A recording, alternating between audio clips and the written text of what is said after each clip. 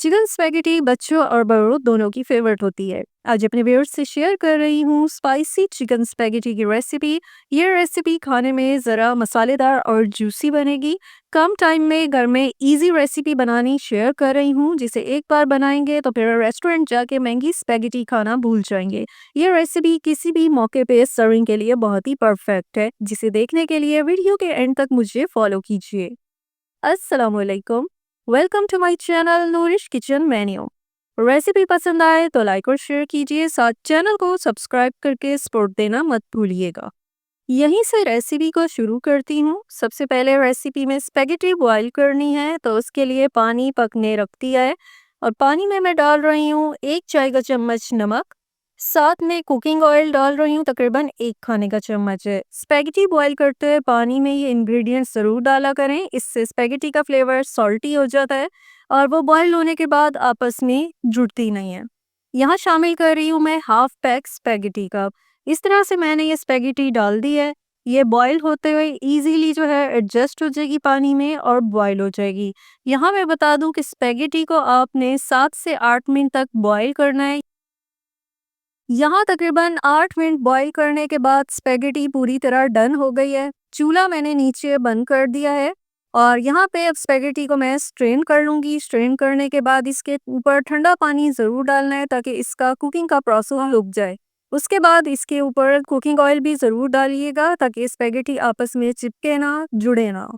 यहाँ अब शुरू करते हैं नूडल्स की कुकिंग का प्रोसेस। सबसे पहले तो मैं डाल रही हूँ कुकिंग ऑयल, तकरीबन 5 खाने के चम्मच ये कुकिंग ऑयल है।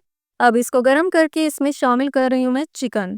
रेसिपी के लिए तकरीबन 250 ग्राम चिकन लिया है। ये बोनलेस चिकन है, जिसे मैंने क्यूब शेप में कट कर लिया है। यहाँ चिकन को जो है कलर चेंज होने तक फ्राई करना है। चिकन फ्राई करने के बाद अब इसमें शामिल कर दिया है 1 चाय का चम्मच अदरक लहसुन का पेस्ट। यहाँ चंद सेकंड से इस पेस्ट को सौटे करना है। अब यहाँ चिकन को अच्छी तरह फ्राई कर लिया है, तो डाल रही हूँ टोमेटो पेस्ट। तकरीबन 2 टमाटरों का ये पेस्ट है और इसमें फ्लेवर के लिए शामिल कर रही हूँ 1 चाय का चम्मच कुटी सौंफ मिर्च, हस्बे जायका नमक, पिसी काली मिर्च आधा चाय का चम्मच, पिसी हुई सफ़ेद मिर्च 1/4 चाय का चम्मच। फ्लेवर के लिए चिकन पाउडर ऐड कर रही हूँ, तकरीबन 1 चाय का चम्मच।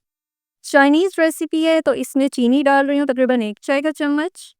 सफ़ेद सिरका 1 खाने का चम्मच और सोया सॉस 1 खाने का चम्मच। यहाँ पे चंद सेकंड सॉस को मसालों समेत पकाना है और फिर जो है चिकन को इसमें गलाने के लिए मैं ढक के पकने के लिए छोड़ दूँगी। जो टमाटरों के पेस्ट में पानी है, उसमें चिकन पक के गल जाएगा और मसालों का फ्लेवर भी अंदर तक चला जाएगा। यहाँ हल्की आंच पे 5 मिनट चिकन को पका के गला लिया है और सॉस का फ्लेवर अच्छी तरह चिकन के अंदर चला गया है। ये सॉस जो है अभी भी हमारा ड्राई नहीं हुआ और इसको ड्राई करना भी नहीं है, क्योंकि ये सॉसी रेसिपी है। आंच नीचे मैं मीडियम करती हूँ और यहाँ मैं शामिल कर रही हूँ शिमला मिर्च, तकरीबन आधी प्याली। इसे जूलियन स्टाइल में कट कर लिया है और साथ ही ऐड कर रही हूँ गाजर, ये भी आधी प्याली है। इन दोनों सब्जियों को चंद सेकंड अभी सॉस में पकाना है। इनको बिल्कुल नरम नहीं करना, क्योंकि इस रेसिपी में थोड़ी क्रिस्पी वेजिटेबल्स अच्छी लगती हैं। यहाँ वेजिटेबल्स कुक करके मैं शामिल कर रही हूँ स्पेगेटी, जो बॉईल करके रख ली थी। आप देख सकते हैं कितनी खिली खिली स्पेगेटी है, क्योंकि बॉईल करने के बाद इसमें मैंने कुकिंग ऑयल शामिल किया था, तो इसी वजह से आपस में जुड़ी नहीं है। यहाँ बड़ी प्यार से स्पेगेटी की मिक्सिंग कर लेनी है। रेसिपी को कुक करते हुए मैंने सॉस इसीलिए ड्राई नहीं किया। देख सकते हैं कि कितनी इजीली चिकन और वेजिटेबल्स की स्पेगेटी में मिक्सिंग हो रही है। और जिन व्यूअर्स ने अभी तक चैनल को सब्सक्राइब नहीं किया, उनसे रिक्वेस्ट है चैनल सब्सक्राइब करें, साथ बेल आइकन प्रेस करें, ताकि न्यू रेसिपीज़ के नोटिफिकेशन आप तक पहुंचते रहें। चंद सेकंड्स की मिक्सिंग के बाद यहाँ पे हमारी स्पेगेटी बिल्कुल रेडी है। कितनी खिली खिली कलरफुल सी ये हमारी स्पाइसी चिकन स्पेगेटी बनी है, जो खाने में बहुत मज़ेदार है। बहुत इजी ये रेसिपी मैंने बनाई है और आप देख सकते हैं कितनी जल्दी से मैंने ये रेसिपी बना के तैयार की है।